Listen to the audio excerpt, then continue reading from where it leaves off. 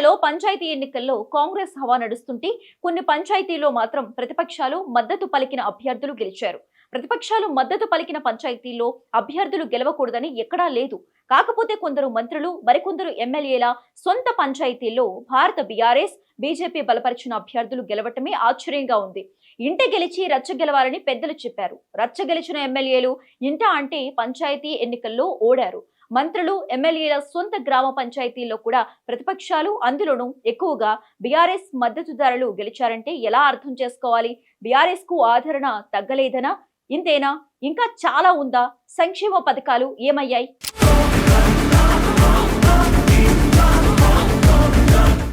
పంచాయతీ ఎన్నికల తీర్పు బీఆర్ఎస్ జోష్ను నింపింది. ఇక్కడ కాంగ్రెస్ మద్దతుదారులు వేలాది పంచాయతీలో గెలిచారన్నది వాస్తవమే. అయితే ప్రధాన ప్రతిపక్షమైన బీఆర్ఎస్ ను తక్కువగా అంచనా వేసేందుకు లేదన్న విషయం ఇప్పుడు రుజువైంది.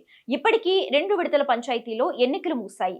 4230 పంచాయతీలకు జరిగిన మొదటి విడత ఎన్నికల్లో కాంగ్రెస్ మద్దతుదారులు 2426 చోట్ల గెలిస్తే బీఆర్ఎస్ బలపరిచిన అభ్యర్థులు 1155 మంది గెలిచారు. అలాగే రెండో విడతలో 4332 పంచాయతీలకు ఎన్నికలు జరిగాయి.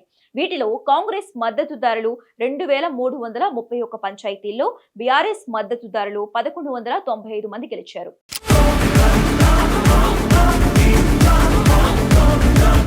ఇక్కడ ఒక ఇంట్రెస్టింగ్ పాయింట్ ఏంటంటే 2 విడతల్లో కలిపి బీజేపీ మద్దతుతో 454 మంది గెలిస్తే స్వతంత్రులు 872 మంది గెలవటం, సిపిఐ బలపరిచిన వాళ్ళు 53 మంది, సిపిఎం మద్దతుదారులు 58 మంది గెలిచారు. చివరి విడతలో కాంగ్రెస్, బీఆర్ఎస్ మద్దతుదారులు ఎంతమంది గెలుస్తారనేది ఇక్కడ ఆసక్తికరంగా మారింది. మొత్తం మీద గమనించాల్సింది ఏంటంటే కాంగ్రెస్ మద్దతుదారుల గెలుపుతో పోల్చుకుంటే బీఆర్ఎస్ మద్దతుదారులు ఏమంతగా వెనుకబడలేరు. 2 విడతల్లో కాంగ్రెస్ మద్దతుదారులు 4756 పంచాయతీలో గెలిస్తే బీఆర్ఎస్ బలపరిచిన అభ్యర్థులు 2350 పంచాయతీలో జెండా ఎగరేశారు. ఏ విధంగా చూసుకున్నా కూడా కాంగ్రెస్ మద్దతుదారులు సాధించిన ఫలితాల్లో సుమారుగా 50% సీట్లను బీఆర్ఎస్ మద్దతుదారులు కూడా గెలిచారు.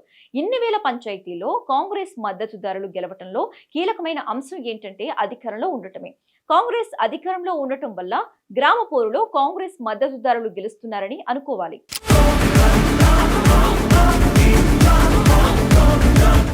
మరో ఇంట్రెస్టింగ్ పాయింట్ ఏంటంటే రేవంత్ ఆధ్వర్యంలో కాంగ్రెస్ ప్రభుత్వం ఏర్పడగానే పేదలకు డైరెక్ట్ గా లబ్ధి చేకూర్చే ఉచిత ఫ్రీ బస్ ప్రయాణం. అయితే మహాలక్ష్మి పథకంలో భాగంగా 5000 రూపాయలకి ఏడాదికి 3 గ్యాస్ సిలిండర్లను ప్రభుత్వం అందిస్తోంది. అలాగే పేదలకు 200 యూనిట్ల లోపు ఉచిత విద్యుత్ పథకం కూడా అమలవుతోంది. ఆరోగ్యశ్రీ పథకాన్ని 10 లక్షల రూపాయల నుంచి 25 లక్షల రూపాయలకు పెంచింది. రైతు రుణమాఫీ, రైతు బంధు పథకాల్లో భాగంగా లక్షలాది మంది రైతులకు వేలాది కోట్లు జమ చేస్తుంది. అంటే రేవంత్ ప్రభుత్వం అమలు చేస్తున్న సంక్షేమ పథకాల్లో అత్యధిక లబ్ధిదారులు పేదలే. అందులోనూ గ్రామీణ ప్రాంతాల్లోని పేదలు ప్రభుత్వం అమలు చేస్తున్న సంక్షేమ పథకాల్లో డైరెక్ట్ లబ్ధిదారులుగా ఉన్నారు.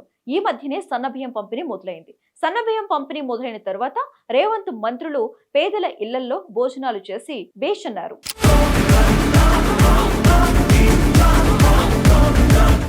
మరి పేదలు, అందులోనూ కోట్లాది మంది గ్రామీణ పేదలకు ప్రభుత్వం నుండి ఇన్ని సంక్షేమ పథకాలు అందుతున్నా కూడా 2350 పంచాయతీలో బీఆర్ఎస్ మద్దతుదారులు గెలిచారంటే అర్థమేంటి?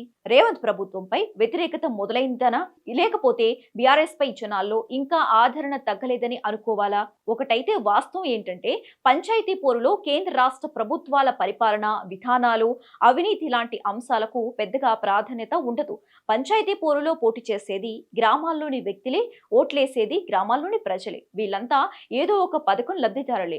ఎవరెవరికి ఏమి అందాయో ఓటేసే వాళ్ళకి బాగా తెలుసు. అయినా సరే పథకాలు అందించిన కాంగ్రెస్ బలపరిచిన అభ్యర్థిని కాదని ప్రతిపక్ష పార్టీకి ఓటేశారు. ఇందుకు కారణం ప్రతికూల పరిణామాల మధ్య క్యాడర్, అభిమానులను ఉత్సాహపరిచేందుకు, వాళ్లలో పార్టీ మీద ఉన్న నమ్మకం పట్టు సడలకుండా ఉండేందుకు మాజీ మంత్రులు కేటీఆర్, హరీష్ రావులు తీవ్ర ప్రయత్నాలు చేశారు. 2023 నుంచి ఇప్పటిదాకా ప్రభుత్వంలో అవినీతి ఉందని క్యాంపెయిన్లు మొదలుపెట్టారు. సీఎం రేవంత్ చేపడుతున్న ప్రాజెక్టులన్నీ, రియల్ ఎస్టేట్ కి పథకాలని పోరాటం మొదలుపెట్టారు. ఉద్యమాలు ప్రారంభించారు. సోషల్ మీడియాలో తిరుగుబాటు తీవ్రం చేశారు. సంక్షేమ హాస్టల్లో ఉన్న మురికి మొదలుకుని ఫ్యూచర్ సిటీ దాకా అన్నిటి మీద విరామం లేకుండా ఏదో ఒక కార్యక్రమం చేపడుతూ వచ్చారు. ఇదంతా పార్టీని సర్పంచ్ ఎన్నికల్లో గౌరవప్రదమైన స్థానంలో నిలబెట్టింది.